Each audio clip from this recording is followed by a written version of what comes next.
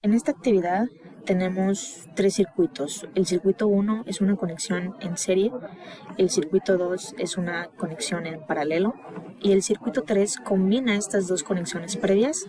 y a continuación veremos un poco del comportamiento de las diferentes variables para el análisis de un circuito eléctrico. En un circuito en serie, la corriente permanecerá constante a través de los elementos del circuito, es decir, en este caso de las cuatro resistencias, ya que mantiene una misma trayectoria a lo largo de todo el circuito, porque no tenemos ningún tipo de interrupción en este flujo de corriente.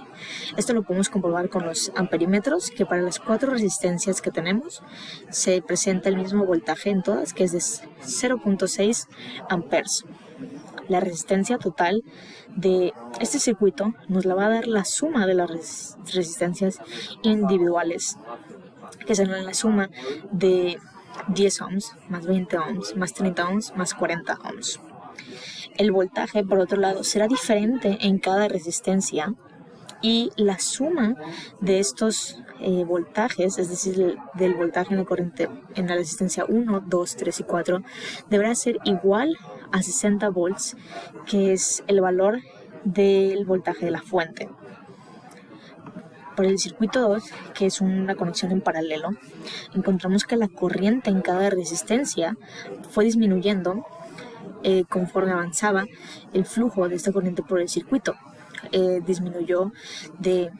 pasar de 6 amperes a 3 amperes hacia 2 amperes y finalmente con 1.5 amperes en la resistencia 4. Esto se debe a que el flujo original de la corriente se había interrumpido y cambia de trayectoria por estos cables que atraviesan y crean la conexión en paralelo del circuito, y a su vez generan lo que podemos considerar como las mallas internas de este circuito. La resistencia total de este circuito nos la va a dar la inversa de la suma de las resistencias individuales. Y para comprobar que nuestro cálculo es correcto, debemos recordar que esta resistencia total debe ser menor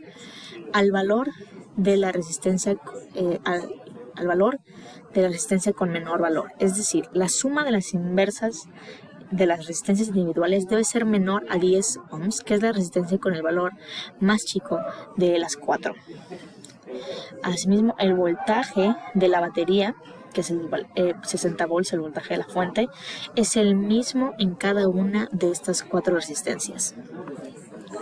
Finalmente, en un circuito mixto en donde estamos mezclando conexiones en paralelo y en serie, para poder simplificar el análisis de este circuito y poder realizar los cálculos de una manera más sencilla y simple, para no sobrecomplicar el análisis, vamos a considerar estos dos resistencias de 10 ohms y de 20 ohms que están conectadas entre sí en paralelo. Podemos encontrar ecuaciones equivalentes del comportamiento de estas dos, y estas ecuaciones equivalentes también podemos unirlas con esta resistencia de 30 ohms para encontrar una gran ecuación equivalente de las resistencias y de las corrientes, para poder tener un nuevo circuito y un tanto imaginativo, en donde tendremos la fuente, una sola resistencia representada por estas ecuaciones equivalentes, y esta cuarta resistencia. Entonces tendremos un circuito en paralelo donde solamente consideraremos dos resistencias, y nuestro análisis de las variables del circuito eléctrico será mucho más simple, y podremos analizarla como si fuera